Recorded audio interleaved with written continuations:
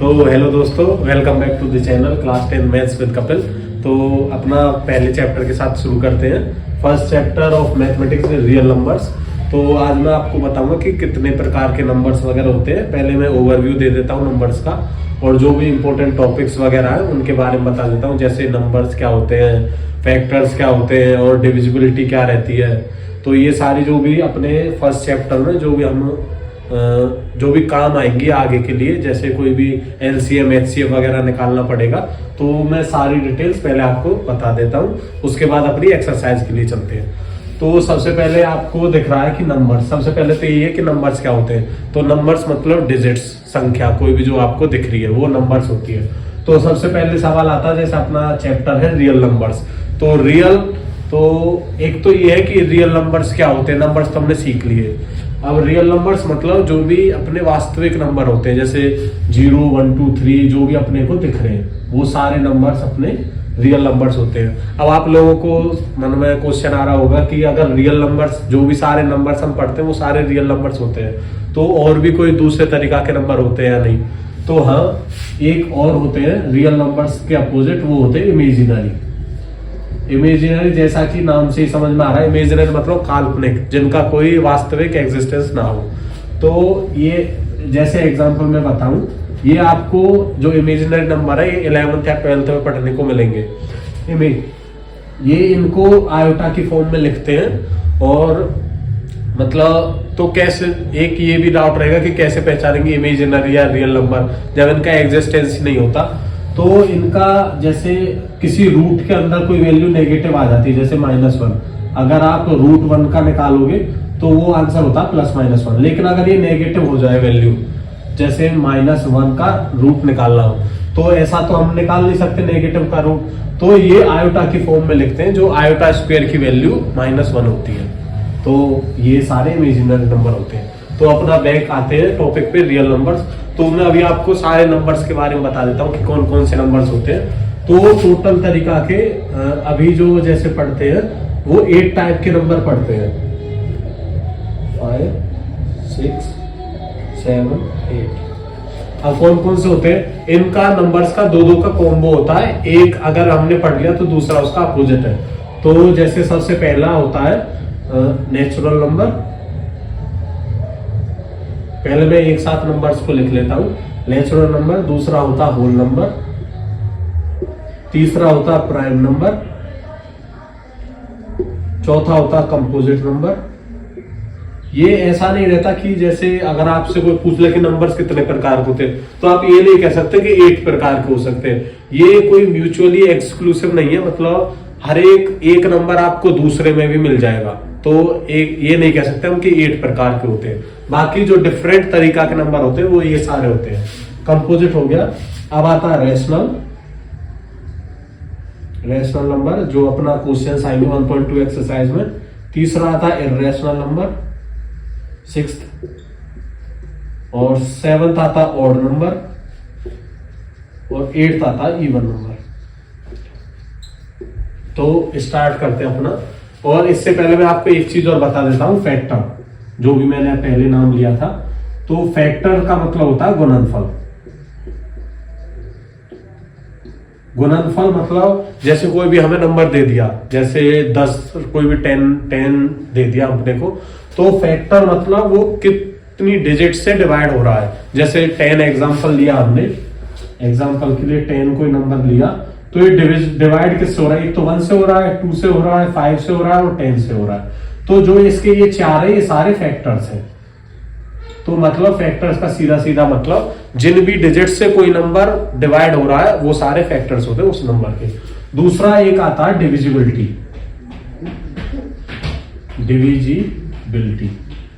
Divisibility का मतलब जैसे कोई हमें नंबर दे दिया, तो जैसे 2 है, 3 है, 4 है, तो इसकी डिविजिबिलिटी के कुछ रूल्स होते हैं। डिविजिबिलिटी मतलब जैसे कोई किसी नंबर को चेक करना है कि ये 2 से डिवाइड होना है या नहीं, तो वो डिविजिबिलिटी रूल में आता है।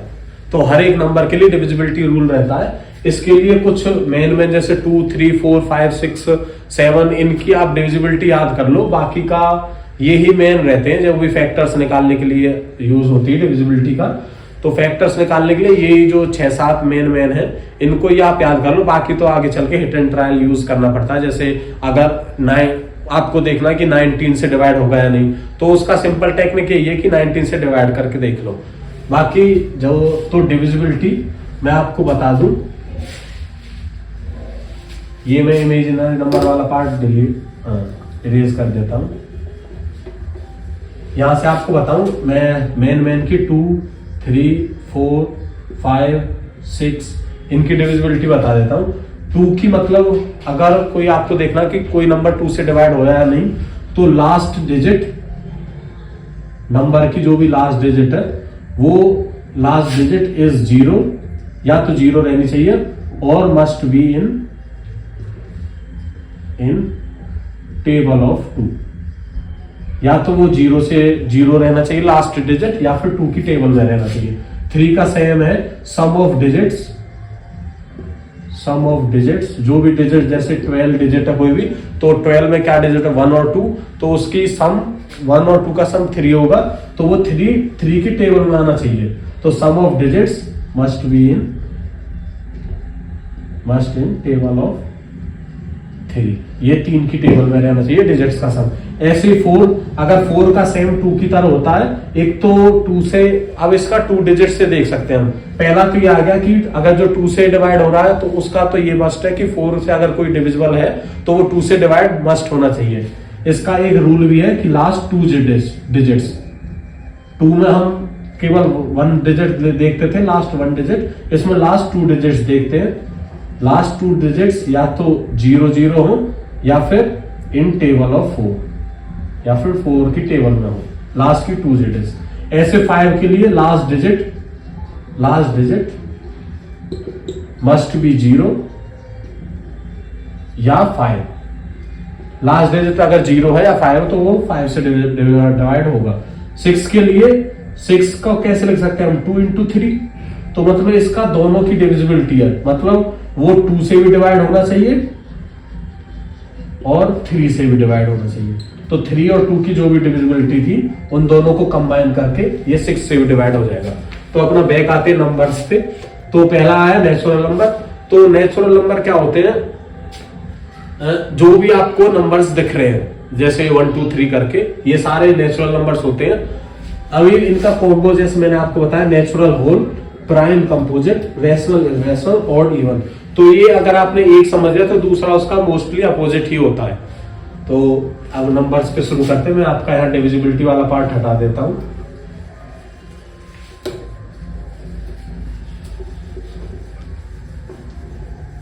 तो पहला है नेचुरल नंबर।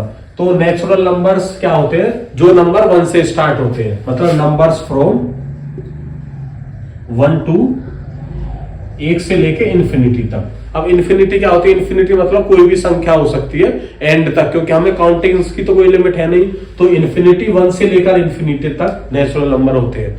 तो अब होल नंबर क्या होता है, होल नंबर भी नेचुरल नंबर होता है इंक्लूडिंग 0, मतलब नंबर्स स्टार्टिंग फ्रॉम 0 से इन्फिनिटी। यहां पे आपका एक नंबर का कोई भी बोर्ड में क्वेश्चन आ सकता है कि आपसे पूछ ले कि होल नंबर, जैसे एक तो नेचुरल नंबर आ गया होल नंबर, तो इनमें आपसे पूछ सकते हैं कि कौन से में डिजिट्स ज्यादा होती है। तो यहाँ तो आप देख सकते हो 1 to इन्फिनिटी नेचुरल है और ये 0 to इन्फिनिटी नेचुरल, तो इसमें 0 एक एक्स्ट्रा बढ़ रही है, तो मतलब होल नंबर नेचुरल नंबर से काउंट्स में ज्यादा रहता है। तो यहाँ पे ये भी सर लिख सकते हैं, होल नंबर क्या है, 0 and natural number. Whole number is सम कह लो या फिर काउंट्स कह लो, 0 और जो नेचुरल नंबर है उनको होल नंबर कहते हैं। अब तीसरा आ जाता है प्राइम नंबर। तो प्राइम नंबर क्या है, जिसके factors are either 1 and number itself. 1 का जैसे कोई पूछ ले कि ये प्राइम है या कंपोजिट है, तो 1 कोई भी कैटेगरी में नहीं रहता, this is neither prime nor composite. ये आपको जरूर ध्यान रखना है। कोई भी पूछ सकता है 1 नंबर में कि 1 इज आइदर प्राइम और विच स्टेटमेंट इज ट्रू, जैसे करके कि दे दे स्टेटमेंट कि 1 इज प्राइम और कंपोजिट, तो ये कोई भी नहीं होता, ना ही प्राइम ना ही कंपोजिट। तो तो सबसे छोटा प्राइम है 2 और सबसे छोटा कंपोजिट है 4, तो ये आपको याद रखना है। तीसरा आ जाता है रेशनल। रेशनल सिंपल होता है जिन नंबर्स को हम P अपॉन Q की फॉर्म में लिख सकते हैं, where Q not equal to 0 and P and Q are integers. अब आपको एक और डाउट या कोई डाउट होगा कि इंटीजर क्या होते हैं। इंटीजर मतलब पूरी डिजिट, पूरी संख्या, जैसे 1 2 3। दूसरा हो जाता है एक डेसिमल फॉर्म में आ जाता है, डेसिमल में पॉइंट जो होते हैं। इंटीजर फुल नंबर्स, जैसे 1 आ गया, 2 आ गया, और अलग होता है एक डेसिमल भी हो जाता है। डेसिमल जो पॉइंट्स में हो, 1.2 आ गया, 3.45 आ गया, ये डेसिमल हो जाते हैं। तो वो पूरी संख्या रहनी चाहिए 1 2 3 4 ऐसे करके। अब इसका अपोजिट इर्रेशनल। इर्रेशनल मतलब जो can not right return in P upon Q, same रहती है Q नॉट इक्वल टू 0। अब आप सोच रहे होंगे कि इनका कोई एग्जांपल क्या है, तो मैं एग्जांपल बताता हूं। रेशनल का जैसे कोई देख लें, रेशनल या इर्रेशनल। तो जैसे नंबर है 5। अब आप सोच रहे होंगे कि ये रेशनल है या इर्रेशनल पूछ ले, तो 5 को क्या है, 5 को कैसे लिख सकते हैं, P अपॉन Q की फॉर्म में लिख सकते हैं या नहीं लिख सकते। तो वो देख लेते हैं। अगर कोई नंबर नहीं रहता तो उसके अपॉन में 1 रहता है, तो ये आ गया P अपॉन Q की फॉर्म में, where Q not equal to 0। तो मतलब 5 रेशनल है। ऐसे ही 6 आ गया, 7 आ गया, कुछ भी हो, -1 हो, -2 हो, ये सारी वैल्यूज रेशनल होती है। अब इर्रेशनल क्या होती है, इर्रेशनल में जो अपनी रिपीटिंग वैल्यू रहती है, जैसे कि रूट आ गया, √2 वैल्यू हो गया, √3 की वैल्यू होगी, पाई की वैल्यू होगी, ये रिपीट करते चली जाती है। जैसे पाई की 3.1414 ऐसे करके चलती रहती है, तो वो रिपीटिंग वैल्यू इर्रेशनल होता है। अब लास्ट आते हैं ऑड या इवन। ऑड क्या होते हैं, जो नंबर 2 से डिवाइड हो जाते हैं, डिविजिबल बाय 2, जो 2 से डिवाइड जो नॉट डिविजिबल बाय 2। ऑड होते हैं नॉट डिविजिबल बाय 2, एंड जो इवन होते हैं वो डिवाइड हो जाते हैं 2 से, डिविजिबल बाय 2। या फिर ये भी कह सकते हो कि जिनका फैक्टर 2 होता है, एक में नहीं, मतलब एक फैक्टर जिनका 2 होता है वो इवन नंबर होते हैं, अगर 2 नहीं होता तो वो ऑड नंबर होते हैं। अगर कोई आपको मानना पड़े कि कभी कोई एक्सरसाइजेस में कि सपोज अगर आपको ऑड नंबर मानना पड़े, तो ऑड नंबर क्या रहता है, एक तो नेचुरल नंबर को हम n से डिनोट करते हैं हमेशा, ज्यादातर, हमेशा नहीं, वो आप अगर नहीं कर रहे होंगे तो वहां पे स्पेसिफिक होगा कि n होल नंबर है या वो है। बाकी नेचुरल नंबर को n से डिनोट करते हैं।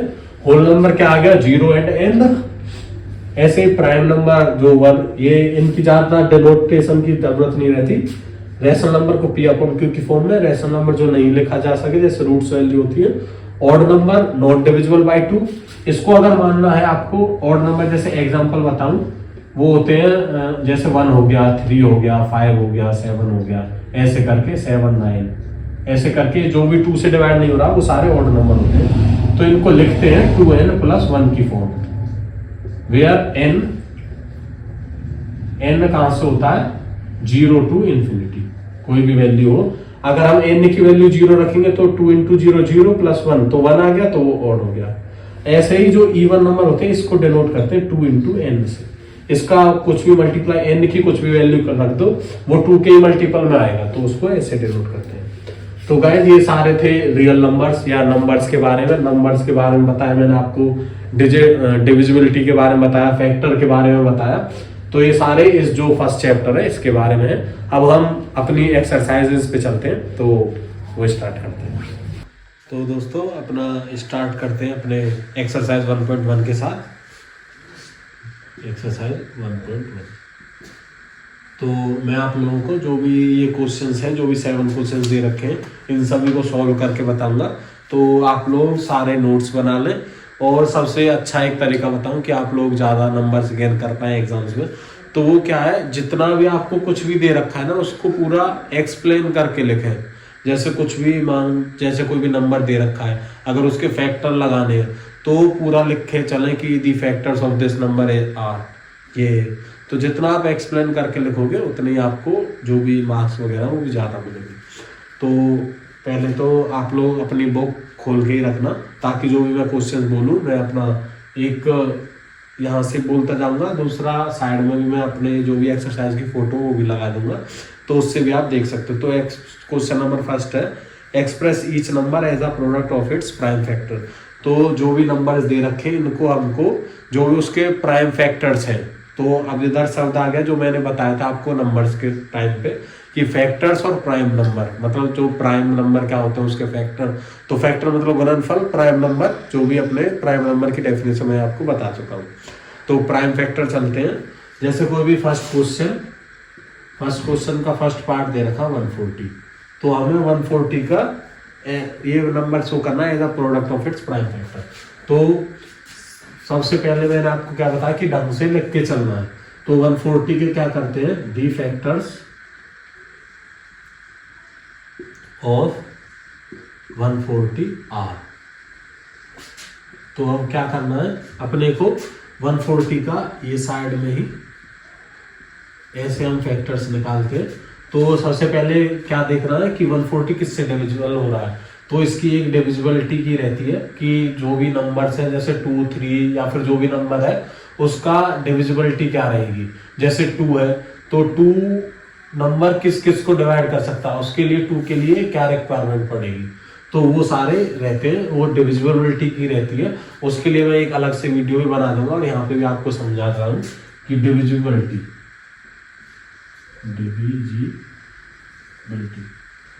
तो कुछ नंबर्स की मैं आपको डिविजिबिलिटी बता देता हूँ, जैसे 2, 3, 4, 5 हो गया 8, बाकी जो भी मेन नंबर्स हैं जैसे 7 हो गया या फिर जो भी मेन है यही सारे हैं। तो इन्हीं की आकर आप याद कर लोगे, या फिर एक दूसरा तरीका होता है कि हिट एंड ट्रायल देके अगर कोई बड़ा नंबर रहता है जैसे 11, 13, 15, 17 ऐसे कितनों की याद करोगे, तो उसका क्या है, अगर इनसे नहीं होता तो उसका हिट एंड ट्रायल देख लेते हैं। तो 2 का क्या रहता है कि अगर जो भी अपना नंबर दे रखा है उसके पीछे या 0 हो या फिर वो 2 की टेबल में आता हो, 0 या इन table of 2, in table of 2। ऐसे 3 का क्या आ जाता है, अगर जो सम ऑफ डिजिट्स है जैसे 12 आ गया, 12 का डिजिट्स का सम 1 और 2 है तो 3 है। अगर वो सम ऑफ डिजिट्स 2 की टेबल में है, sum of digits in table of 3 की टेबल में है अगर वो, तो वो 3 की से डिवाइड हो जाएगा। ऐसे 4 का क्या है, 4 का सबसे पहले तो आ गया कि वो 2 से डिविजिबल रहना चाहिए। अगर 2 से है तो पहला आ गया कि 4 की क्या होगी कि एक तो वो 2 से डिविजिबल होना चाहिए, क्योंकि 4 ही 2 से डिविजिबल होता है। और दूसरा क्या आ गया, अगर उसके पीछे 00 हो या फिर वो 4 की टेबल में आता हो, टेबल ऑफ 4। इसकी और 2 की सेम ही रहती है। 5 अगर लास्ट डिजिट 0 या 5 हो, इसकी सिंपल रहती है लास्ट डिजिट 0 या 5 हो। ऐसे ही 7 की होती है, जो 7 की टेबल में आ जाए या फिर इसका कोई स्पेसिफिक नहीं रहता, जो टेबल ज्यादातर जो टेबल का रहता है वही इसका रहता है। 6 की देखें तो 6 की, जैसे इससे पहले 6 की बताऊं आपको, 6 की जो 2 या 3 से डिविजिबल हो जाए, 2 एंड 3 दोनों से डिविजिबल बाय होना चाहिए, डिविजिबल बाय बोथ। मतलब अगर जो 2 से भी हो रहा है 3 से भी हो रहा है वो 6 से भी हो जाएगा। तो ये सारी डिविजिबिलिटी है, आप बाकी का हिट एंड ट्रायल यूज कर सकते हो। तो 140 इसके पीछे क्या है 0, तो वहां से देख रहे हैं तो 0 है तो 2 से भी हो जाएगा और 5 से भी हो जाएगा। तो सबसे पहले छोटा क्या है 2, तो 2 से करें तो 7 और 0, फिर 0 आ गई तो फिर 2 से हो जाएगा 35, फिर अब क्या है लास्ट में 5 है, अब पहले 3 चल देते हैं, तो 5 और 3 8 है, तो 8 3 की टेबल में नहीं आता तो इसलिए 3 से डिवाइड नहीं होगा। ऐसे ही 4 2 से नहीं हो रहा था 4 से भी नहीं होगा।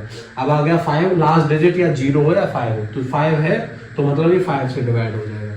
5 से कितनी बार गया 7 बार। अब 7 की खुद 7 टाइम्स 1 बार, जब 1 तक ना आए तब तक हमको ये डिवाइड करते रहना है। तो ये साइड में डालना है जो भी आपका मेन पेपर है उसमें ही। तो अब अपने हमारे फैक्टर्स निकल आए, तो दी फैक्टर्स ऑफ 140 आर 2, तो यहाँ कैसे लिख सकते हैं 140 equal to 2 into 2 into 5 into 7, 2 times है तो 2 की पावर में लिख सकते हैं, तो 140 इक्वल टू 2 की पावर 2 इंटू 5 इंटू 7। तो ये आ गया।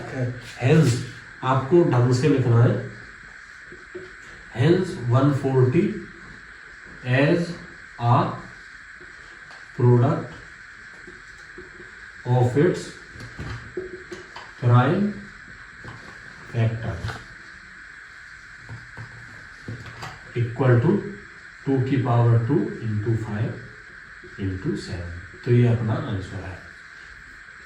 लास्ट में ये जरूर क्वेश्चन आ जाता है पेपर में, तो आंसर जरूर लिखना है ऐसे करके। तो अपना ये पहला क्वेश्चन का पहला पार्ट हो जाता है। तो अब हम चलते हैं अपने दूसरे क्वेश्चन पे।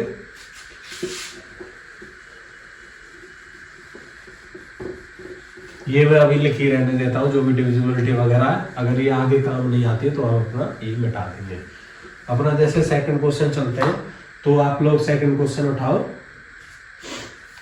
जैसे है find the LCM and HCF of the following pair of integers and verify LCM into HCF equal to product of the two numbers. तो सबसे पहले आपको एक याद आ गया, एक फॉर्मूला ये नोट कर सकते हो आप, LCM into HCF equal to, ये एलसीएम किसका, अब आपको याद होगा कि अगर हम एलसीएम या एचसीएफ कर रहे हो तो किसका, टू नंबर्स का, ए और बी।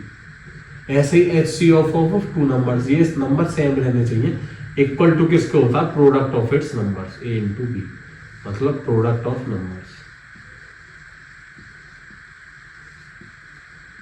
तो हमें क्या करना है कि फाइंड द एलसीएम और एचसीएफ, एक तो एलसीएम भी निकालना है, एचसीएफ भी निकालना है, और उसके बाद जो भी अपना जो ये है ये प्रूफ करना फॉर्मूला। तो पहले मैं बता दूं एलसीएम क्या होता है, एचसीएफ क्या होता है। एलसीएम मतलब lowest common multiple, lowest common multiple, और एचसीएफ क्या होता है, हाईएस्ट कॉमन फैक्टर।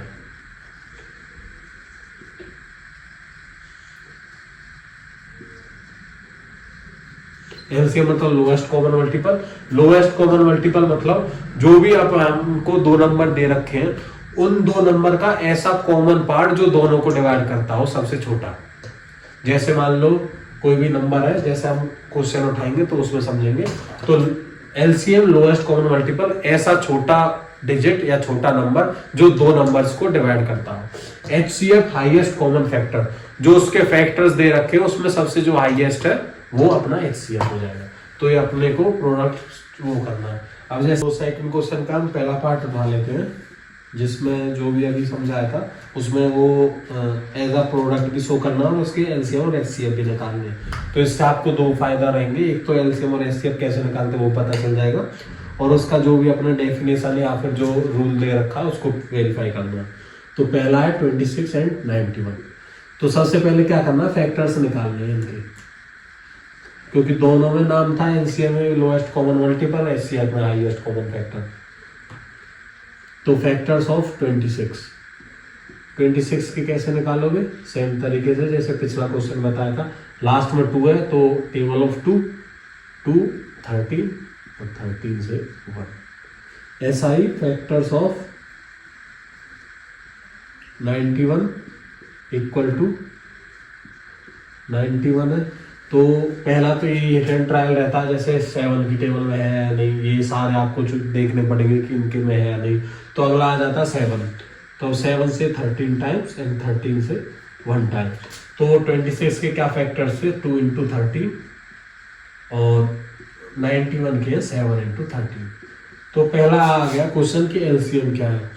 एलसीएम वो डिजिट है, मतलब वो लोएस्ट डिजिट है जो इन दोनों से डिवाइड हो रही हो या फिर इन दोनों के फैक्टर से डिवाइड हो रही हो। तो इसमें क्या होता है, जो भी अपना कॉमन है उसको तो एक बार लिखते हैं, जैसे कॉमन क्या है इन दोनों में 13, बाकी जो भी है जैसे बाकी क्या बचे 2 इंटू 7, इनको अलग तरीके से लिख देते हैं। तो इनका मल्टीप्लाई कर लेना है, 13 इंटू 2 इंटू 7, तो 13 इंटू 2 26 इंटू 7 टाइम 182। तो ये इसका एलसीएम आ गया। दूसरा आ गया एचसीएफ। एचसीएफ क्या, हाईएस्ट कॉमन फैक्टर, मतलब इन दोनों का हाईएस्ट कौन सी डिजिट है जो दोनों में कॉमन हो। दोनों में कॉमन क्या, 13 है, तो एचसीएफ क्या आ गया 13। अब बहुत सी ऐसी हो जाती है कि जिनमें कोई भी कॉमन नहीं होता, तो उनका एचसीएफ क्या होता है। आप लोगों को ये जरूर ध्यान रखना है कि हर एक का फैक्टर 1 भी होता है। तो अगर कोई भी कॉमन नहीं मिलता तो उसका 1 कॉमन होता है, तो एचसीएफ इज 1। तो अपना एलसीएम आ गया, एचसीएफ आ गया। तो अब अपना क्या रूल लिख रखा था इन्होंने कि LCM into HCF equal to product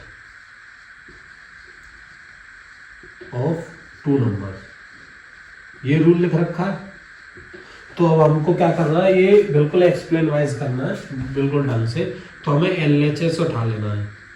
LHS में क्या है, एलसीएम इंटू एचसीएफ। तो एलसीएम क्या था 182 इंटू 13, तो 13 2 जा 26, कैरी 2, 13 8 जा 104 और 2 106, कैरी 10, 13 1 जा 13 और 10 23, तो 2366 ये आ गया। उसी साइड में आरएचएस लेना अपने को, जो क्या है प्रोडक्ट ऑफ टू नंबर्स। तो वन नंबर क्या था 26 इंटू 91। तो यहाँ पे अगर आप लेफ्ट हैंड साइड में इनका सम या मल्टीप्लीकेशन वगैरह करोगे तो वो भी 26 इंटू 9 6 जा 54, 5 9 2 जा 18 और 5 23, 6 6 2 2, तो 2366 ये अपना एलएचएस था, ये अपना एलएचएस था। तो यहाँ पे क्या लिखना है, hence LHS equal to RHS. तो जो भी अपना ये रूल था ये प्रूव हो गया और यही आंसर है। तो ये अपना सॉल्यूशन है।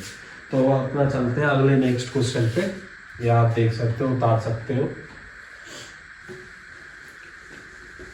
वीडियो को पॉज करके, आप यहाँ पे अपना जो भी क्वेश्चन है उसको उतार सकते हो, जो भी आंसर वगैरह मैं बता रहा हूँ। तो यहाँ से आप लोगों को समझ में आएगा कि एलसीएम क्या होता है, एचसीएफ क्या होता है, उन दोनों को कैसे निकालते हैं। तो ये पूरा इसमें आपको पता चल गया।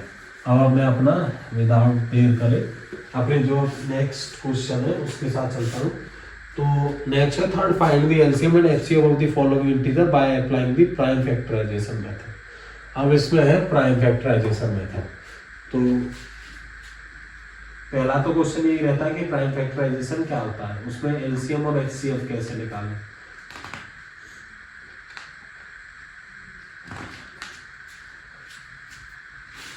अब इसमें जैसे थर्ड क्वेश्चन में तीन क्वेश्चन 3 नंबर्स दे रखे हैं, तो मैं उसका फर्स्ट पार्ट उठा लेता हूँ, जैसे 12 15 और 21। ये जरूर ध्यान रखना, क्वेश्चन अगर आता है पेपर में तो बिल्कुल ढंग से एक्सप्लेन करना, हर एक चीज लिख के चल रही है आपको ये समझ के चलना कि जो भी एग्जामिनर है उसको कुछ नहीं आता तो मैं उसको बता रहे हूँ। तो ये 3 नंबर दे रखे, इसमें एलसीएम एंड एचसीएफ निकाले प्राइम फैक्टराइजेशन मेथड से। अब आप सोच रहे होंगे कि प्राइम फैक्टराइजेशन मेथड कौन सा आ गया, ये नया कुछ नहीं, जो भी हम फैक्टर्स वगैरह कर रहे थे वही उस मेथड को ही प्राइम फैक्टराइजेशन मेथड कहते हैं। तो यहाँ से 12 आ गया, तो सेम लिखना है फैक्टर्स ऑफ 12 के फैक्टर्स निकालने, 2 से 6, 2 से 3, 2 से 1। ऐसे ही 15 के फैक्टर्स निकालने, सेम तरीके से 3 से 5 और 5 से 1। ऐसे 21 के फैक्टर्स निकालने, ये पहला 3 से 7, 7 से 1। अब ये हमको तीनों के फैक्टर आ गए, इसमें पूछा एलसीएम एंड एचसीएफ तीनों का निकालना है। तो एलसीएम का सेम क्या रूल था, जो भी अपने तीनों हैं, मतलब पहले तो 12 के क्या आ गया 2 2 2, यहाँ पे 3 आएगा 3 बार एंड देन 1। ऐसे ही 15 का क्या आया 3 और 5, और इसका 21 का 3 और 7। तो एलसीएम का क्या था, जो भी आपको पहले तो यहाँ पे एक और तरीका है, यहाँ पे आपको क्या करना है, जो भी ये नंबर्स हैं, जो भी आपने फैक्टर निकालने उनको आप लिख सकते हो 12 15 21। 12 का क्या था 2 इंटू 2 इंटू 3, 15 का क्या था 3 इंटू 5 और इसका क्या था 3 इंटू 7। अब इसका एलसीएम का क्या है, जो भी अपना कॉमन है, तीनों में जो कॉमन है उसको एक बार लिखना है।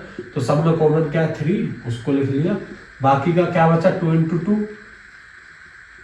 इधर क्या बचा 5 और इधर क्या बचा 7। तो ये अपना एलसीएम हो गया, इसको आप सोल्व कर लो। 3 2 जा 6, 6 2 जा 12 और 12 5 जा 60, 60 इंटू 7 420। तो ये आपका एलसीएम आ गया। ऐसा ही एचसीएफ, एचसीएफ क्या है, हाईएस्ट कॉमन फैक्टर, जो तीनों में कॉमन है। तीनों में कॉमन क्या, एक तो 1 है और दूसरा क्या है 3। तो HCF क्या आ गया 3, तो ये इसका आंसर है। नीचे लिखना hence LCM of 12, 15 and 21 equal to 420, जो भी आपने निकाला है, and HCF of these numbers equal to 3, और ये आंसर। तो आपका 1 2 3 तीनों क्वेश्चन हो गए, ये आप देख सकते हो और उतार भी सकते हो। ऐसा ही सेम अगर आप फोर्थ क्वेश्चन देखोगे, गिवन दैट HCF, मैं इरेज कर देता हूँ, अपना जल्दी जल्दी चलते हैं, इसको कंप्लीट करते हैं।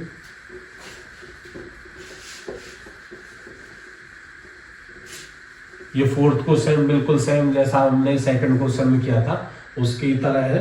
इसमें क्या दे रखा फोर्थ में, HCF ऑफ 2 नंबर दे रखे 306,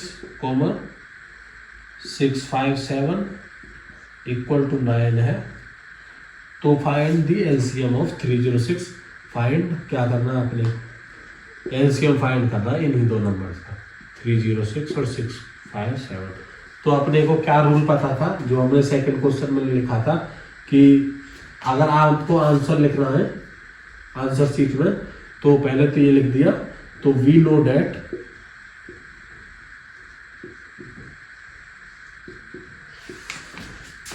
LC मतलब product of LCM 2 numbers A, B into HCF of 2 numbers A, B equal to product of A, B। तो ये हमें पता है, तो बस यही सेम अपने को फॉर्मूला लिखना है। LCM पूछा है, नंबर्स क्या है, A 306, दूसरा क्या है 657, ये 2 नंबर्स है, इनका हमें LCM पूछा है, तो हमने सेम लिख दिया, इंटू HCF क्या था 9 equal to product of 2 numbers, 2 numbers क्या है, ये 2 नंबर्स है 306 और इंटू 657। तो यहाँ पे सिर्फ हमें LCM रखना है, क्योंकि LCM निकालना तो 9 को उधर ले जाए, बोर्ड मास के रूल से 9 यहाँ मल्टीप्लाई में, तो उधर साइड में जाके डिवाइड में चला जाएगा। तो LCM क्या आ जाएगा, LCM of 2 numbers 306, 657 equal to 306 into 657 upon में 9। यहीं पे आपको जैसे देख सकते हो कि किससे डिवाइड हो रहा है नीचे वाले को, तो ये 3 से जा रहा है, यहाँ पे देखोगे तो ये भी 3 से 102 जा रहा है। अब फिर ये 3 से जा रहा है, 3 3 जा 9 और 3 4 जा 12, तो ये क्या बचा 34 इंटू 657। इनका आप प्रोडक्ट कर लोगे तो वही अपना आंसर आ जाएगा इसका, LCM ऑफ 306, 657। यहाँ पर आपको लिख के जरूर चलना है, hence LCM of these numbers equal to, जो आपका प्रोडक्ट, आप यहाँ पे प्रोडक्ट भी निकाल सकते हो 657 इंटू 34। ये मेन कॉपी में नहीं करना, इसको आप बाद में पीछे रखना कर सकते हो। 4 7 या 28, 2 5 4 या 22, 6 4 या 24 और 2 26, 3 से 7 3 या 21, 2 5 3 या 15 और 2 17 1 और 8 3 3 2। तो LCM क्या है 2 2 3 8, ये इसका आंसर है। आप लोग इसको उतार नहीं सकते। तो दोस्तों अब अपना चलते हैं, 4 क्वेश्चन तक हो गया। 5th question is check whether 6 की power n can and with the digit 0 4 any natural number n। वैसे तो ये इतना इंपॉर्टेंट नहीं है, ये शायद नहीं आएगा क्वेश्चन, वैसे भी फिर भी बता देता हूँ कि 6 की पावर n जो अपना दे रखा है, and with the digit 0 4 any natural number. तो नेचुरल नंबर तो मैंने आपको समझाया जो भी 0 से स्टार्ट होते हैं, तो 6 की पावर n, ये इसमें क्या होना चाहिए कि ये 0 से स्टार्ट है या नहीं, ये अपने को चेक करना है।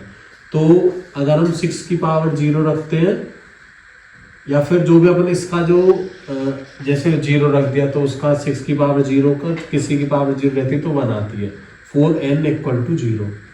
अगर उसकी 1 रख देते हैं हम n, तो 6 की पावर 1 क्या आएगा 6 आ जाएगा, और n इक्वल टू 1।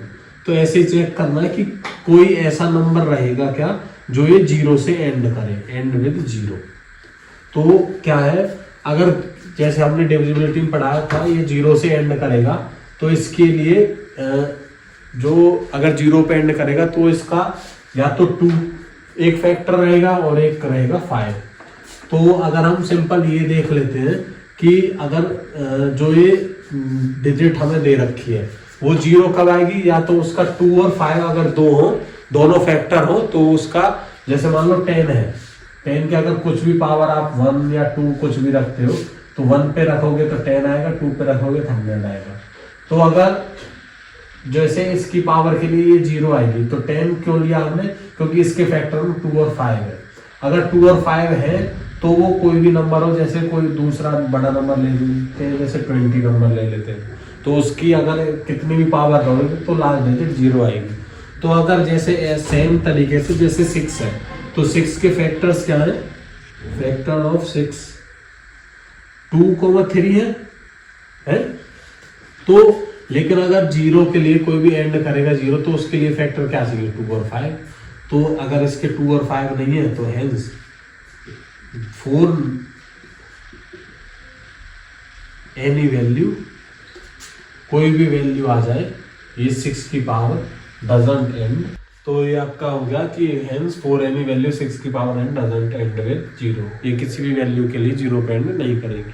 तो अब हम अपना नेक्स्ट क्वेश्चन रिमूव करते हैं 6th पे। तो अपना 6th क्वेश्चन है एक्सप्लेन वाई, 6th क्वेश्चन है एक्सप्लेन वाई जो भी नंबर दे रखा है 7 × 11 × 13 + 13 एंड दूसरा नंबर दे रखा है 7 × 6 × 5 × 4 × 3 × 2 × 1 + 5 आर कंपोजिट नंबर। तो ये दोनों हमको शो करने की कंपोजिट नंबर क्यों है। तो मैंने आपको बताया था कि कंपोजिट नंबर क्या होता था। कंपोजिट नंबर मतलब जिसके जो फैक्टर है वो एक तो 1 एंड इटसेल्फ से ज्यादा हो, मतलब जो 1 और 1 अपने नंबर से तो डिवाइड होगी लेकिन उससे ज्यादा, मतलब दूसरे नंबर से भी डिवाइड हो जाए। तो पहले इनको सॉल्व कर लेते हैं। पहले इसको उठा लेते हैं 7 × 11 × 13 + 13। इसको आप जैसे सॉल्व करोगे तो ये क्या आ जा रहा है, 7 11 जा 77 × 13, तो 1001 + 13, तो ये क्या आ गया 1014। तो यहाँ से आपको पता चल रहा है, जैसे अगर ऊपर से देखें तो 2 की क्या डिविजिबिलिटी थी, या तो 0 हो या फिर उसके जो भी नंबर है वो 2 की टेबल में आ रहा हो उसकी लास्ट डिजिट। तो ये 4 है तो 4 2 की टेबल में आता है, तो ये 2 से भी डिवाइड हो रहा है और ये अपने नंबर से तो खुद हो ही रहा है। तो मतलब सिंस अपने को क्या लिखना है, सिंस 1014, या फिर आप इस नंबर को भी लिख सकते हो, इज डिविजिबल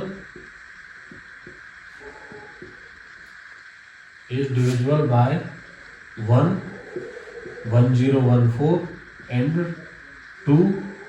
अब आगे भी देख सकते हो आप 4 + 1 + 5, ये 4 + 1 5 + 1 6, तो 3 की डिविजिबिलिटी में भी है, 3, तो इसके मोर देन 1 है। Since 1014 is divisible by these and this number is having factors other than 1 and itself, so it is a composite number।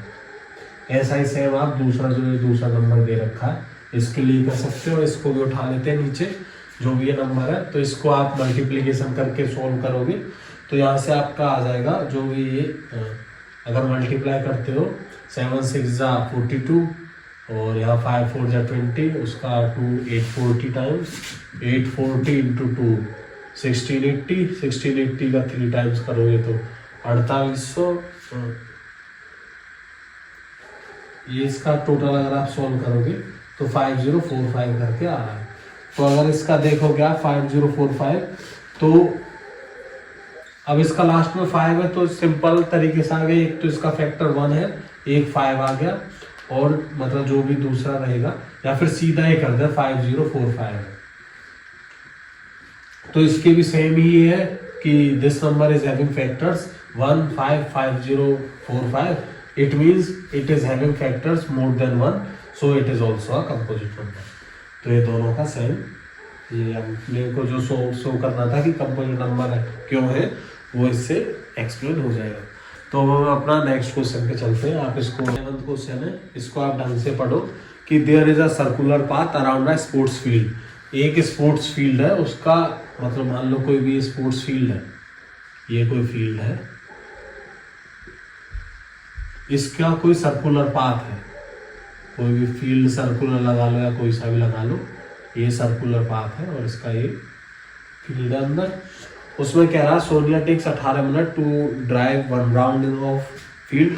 तो ढंग से लिखना है अपने को आंसर शीट में, टाइम टेकन बाय सोनिया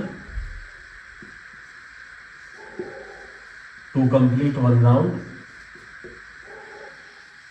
एक राउंड पूरा करने में उसको कितना टाइम लग रहा है,